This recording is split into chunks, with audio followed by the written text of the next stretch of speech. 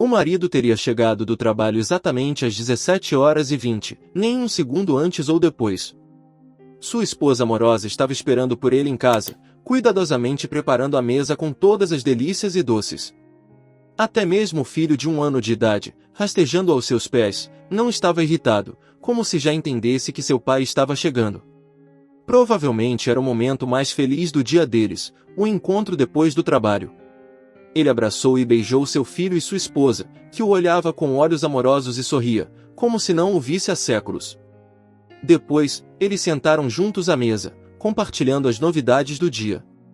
Em seguida, iriam dar um passeio no parque à noite ou ir ao cinema nos fins de semana.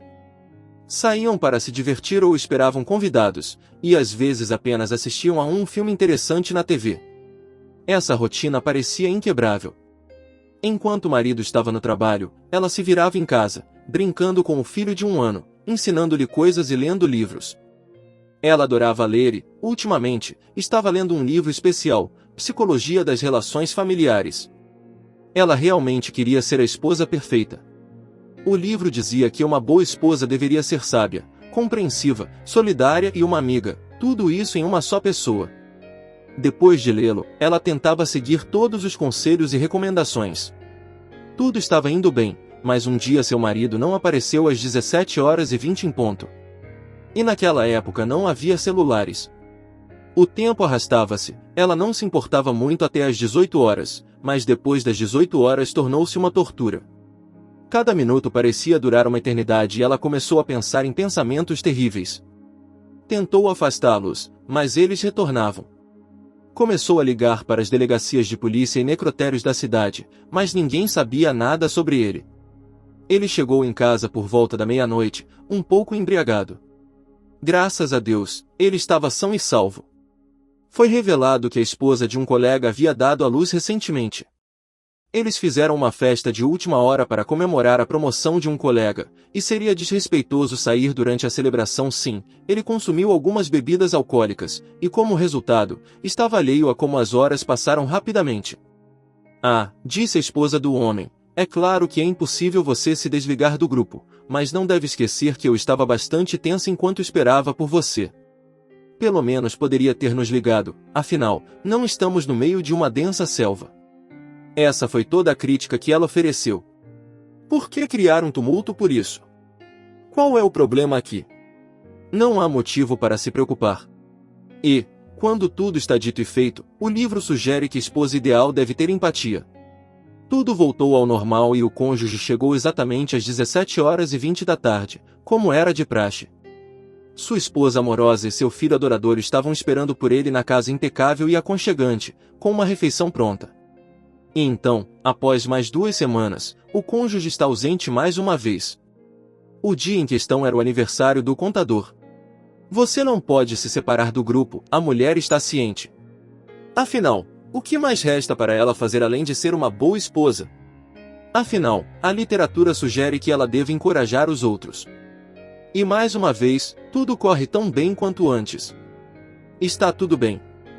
Na próxima vez, porém, ele não veio passar a noite em casa. Acontece que eles foram pagos, mas seu companheiro acabou ficando embriagado. Quando ele e seu companheiro estavam a caminho de casa, foram parados por uma patrulha policial. Se ele não tivesse explicado o que aconteceu e ido verificar seu amigo, a polícia o teria prendido por perturbar a ordem pública e o levaria para a cadeia. E agora, o que fazer? Você não pode abandonar seu amigo. Claro, você teve que acompanhá-lo até em casa, mas deveria ter me avisado. Estou esperando e preocupada. Se você quer ficar com seus amigos, ninguém proíbe, vá descansar. Apenas certifique-se de me avisar com antecedência ou me ligar, é claro. Sim, claro, juro solenemente que sempre quero chegar em casa o mais rápido possível, mas parece que nada além de circunstância coincidindo com as circunstâncias, envolvendo força maior, estão acontecendo comigo. Me perdoe, meu querido, prometo que não farei nada para te deixar zangada. O marido continuava repetindo isso para sua esposa enquanto a abraçava e a beijava. Você é tão gentil comigo, tão solidária e compreensiva. Tudo estava funcionando como deveria. Mais uma vez, é bom que ela tenha um livro de psicologia que ensina como construir um relacionamento, porque se não tivesse, eles teriam discutido, e isso é algo que ninguém quer que aconteça. Passaram-se 3 dias e seu dedicado esposo foi relatado como desaparecido mais uma vez, e ela não se preocupa mais, pois não vê mais necessidade nisso. Ela levou seu filho para passear e, enquanto estavam fora, pararam na casa de uma amiga por alguns minutos. Quando voltaram para casa, descobriram que ele não havia retornado. Colocaram a criança para dormir lendo uma história antes de ligarem a televisão. Ao olhar ao redor, ela encontrou o livro que estava lá, aquele que supostamente daria conhecimento. Ela o folheou casualmente, mesmo conhecendo a maioria das páginas de cor, antes de jogá-lo no lixo e seguir para sua cama. Ninguém sabe ou se preocupa particularmente com a hora em que seu marido voltará para casa. Ele chegou em casa de madrugada e bateu suavemente na porta. "Quem está aí?" pergunta a esposa. "Sou eu", responde o marido em sussurros. "O que você quer?" pergunta a esposa. "Quero que você abra a porta", sussurra o marido com raiva. Ele sussurra porque não quer que os vizinhos ouçam tudo isso. "Eu não estou mais aqui para você", responde a esposa. "Abra a porta, por favor." "Não tive tempo de ligar."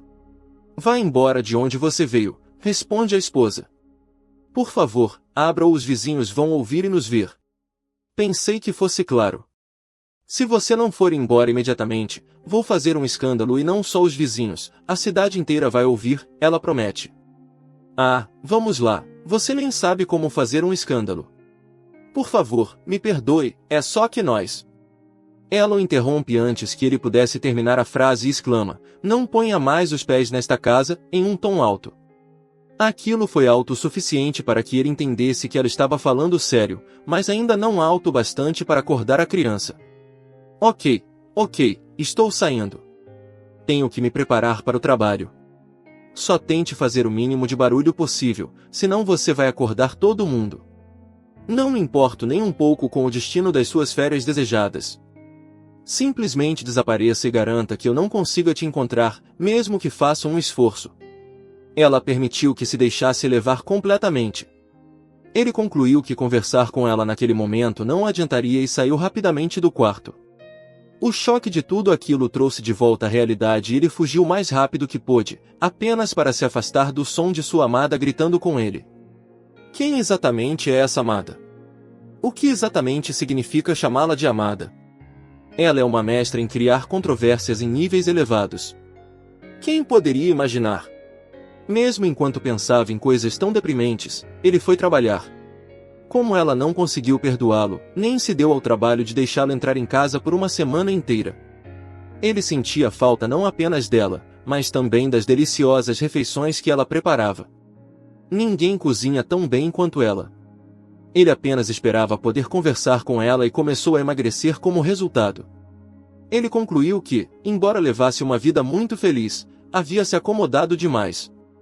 Ele pensava em sua esposa com frequência, especialmente em seus belos olhos. No entanto, desde que ele a magoou, ela se recusa a se comunicar com ele. Mas eles têm que encontrar uma maneira de se entender. Eles são obrigados a isso. Ele chegava em casa todos os dias às 17h20 e esperava que ela abrisse a porta para ele. No final, ela deu a ele o benefício da dúvida, e ele deu sua palavra de que se acertaria antes que tudo voltasse ao normal. Passou-se um tempo significativo. Agora, quando ele estava quase lá, ela o esperava em casa com o bebê deles.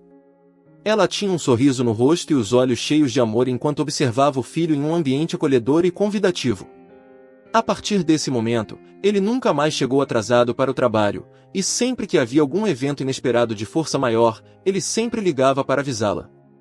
E se ela se recusasse a deixá-lo entrar em casa novamente?